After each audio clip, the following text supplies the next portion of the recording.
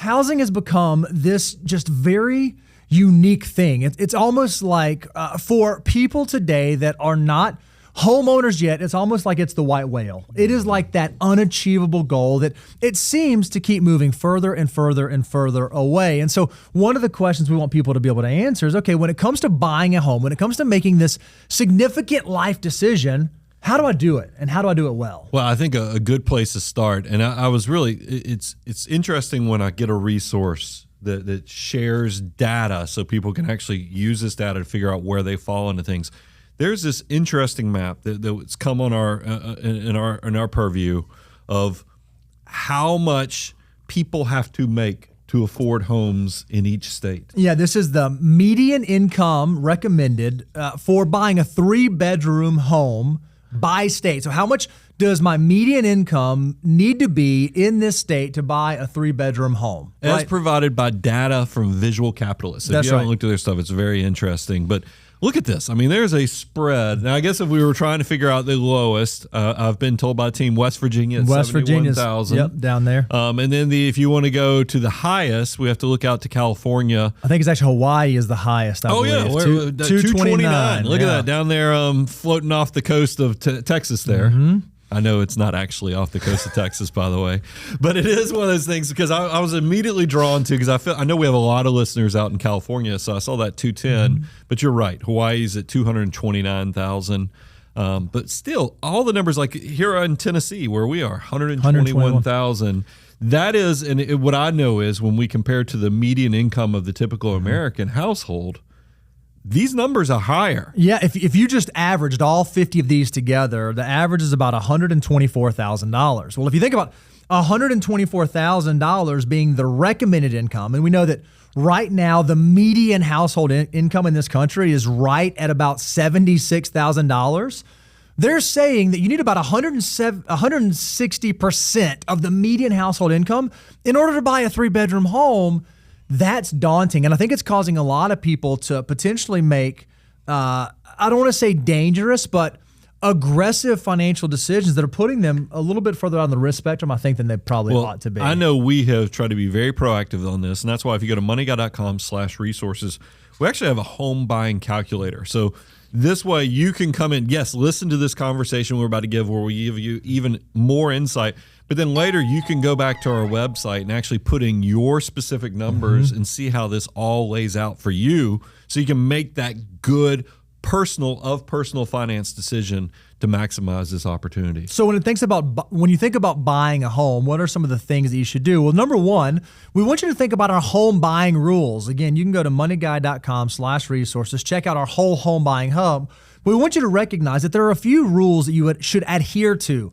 I'm going to make sure that I'm in this location for at least 5 to 7 years. If it's my first home, I don't have to put down 20%. I can put down less. And maybe the most important one when it comes to affordability is that my housing costs cannot exceed 25% of my monthly gross income. And if I can answer those 3 questions for a home, I'm likely going to put myself in a sound financial decision. So one of the questions that people that I imagine you have is, okay, we saw what data visualists said. Okay, based on what we think, this is what the median income should be to be able to afford a home. But what about based on my income? How much income should I have in order to afford a home? Or based on my income, how much home could I afford? And so we wanted to walk through a case study. Oh, good old Money Guy case study. What would it be without us throwing some numbers into a spreadsheet? I love it. So we're going to assume that, obviously, we're going to follow the Money Guy rules. We're going to assume that you have a 5% down payment. So you're going to, whatever house you buy, you're going to put down 5%. And then we're going to assume that the prevailing interest rate right now is about 6.5% for a 30-year fixed mortgage, which I think is in line in most parts of the country. So then the question becomes, at different income levels, what size home does that mean that you could afford? And first, when we said, okay, what if you just make the median household income, $75,000 household income, what size home could you buy with those assumptions? It's about just under a $250,000 home. I think a lot of those people, you need to move to the Midwest. Right. Like obviously. What about if you have an income that's like $100,000 household, that would suggest that you could afford a home that's right at about $330,000.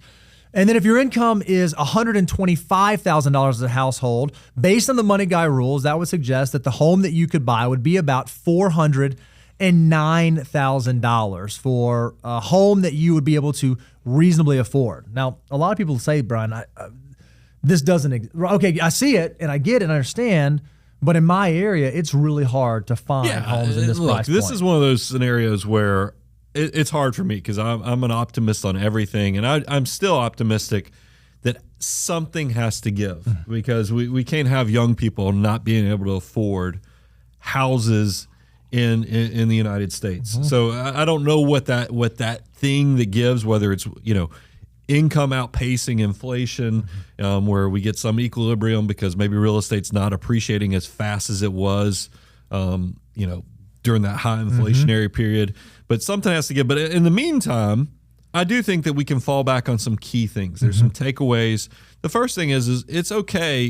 We share this all the time. In the financial order of operations, we do want you processing through the steps, but it's okay to even take a step back.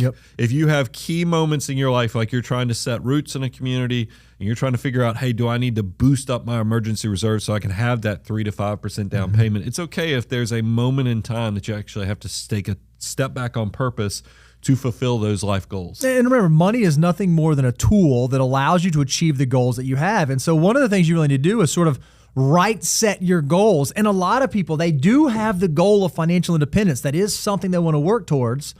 But a lot of folks say that, hey, before I get to financial independence, I'd like to be a homeowner, right? And so if that's one of your goals, it's okay to use your savings, to use your strategy to move towards that goal, even if it's not necessarily progressing you through the food. That's okay if you're in that position. The other takeaway we want you to have is that even though the traditional thinking was if you're going to buy a home, you got to do 20% down, 20% down, 20% down, that's not necessarily true. If this is your first time home purchase, we think you can put down less. Now, that doesn't mean that you only have to put down the very minimum, only 3%, but you ought to play with the numbers based on your savings rate, the capital you've been able to accumulate, and the housing in your area. What's an appropriate and reasonable down payment? Maybe it's 10%, maybe it's 15, maybe it's 20, but you get to define that for yourself. And then this is the big thing I want people to realize.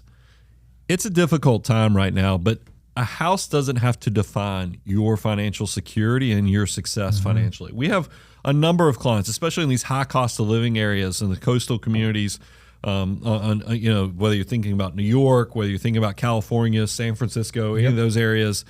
We have people who work, make great incomes. They build up a lot of financial independence through assets by investing. And they rented the entire process. That's right. Now, and even some of them buying their first home. We've shepherded that process, buying their first home when they move to a lower cost of living area, buy that dream home in retirement. You are not defined by just the house you live in. That's you can right. still create community, even if you're paying rent on that. I know that this is less than ideal from what a lot of people start out thinking, but that's why I also say don't let your success, too many Americans count on their house being their biggest financial asset. And Bo, that has a big flaw to it. It is what we call a use asset. That's right. You can't eat your house. That's right. You have to go take down more debt. You have to sell it. It's a very illiquid use asset. So build up your independence in those assets that we're always trying to help you build through the Money Guy Show and specifically the financial order of operations.